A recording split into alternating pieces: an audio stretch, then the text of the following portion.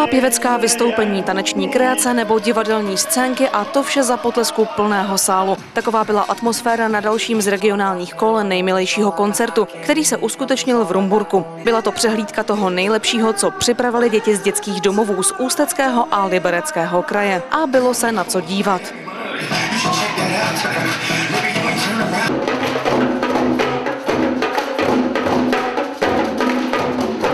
Hlavním cílem dnešní akce je nějakým způsobem zabavit děti z dětských domovů. Furt je lepší, než aby dělali nějaké patologické věci, když se věnují tanci, zpívání a tak dále. Takže se připravovali měsíce na tuto akci a já jsem přesvědčen o tom, že se to vydaří, že to bude fajn.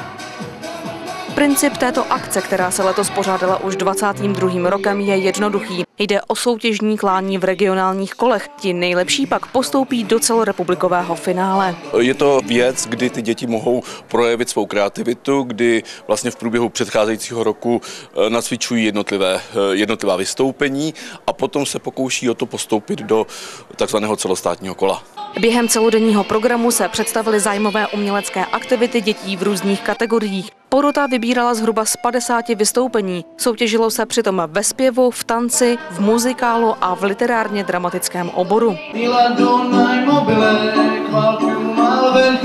Košíček, jablíček a jeden koláček.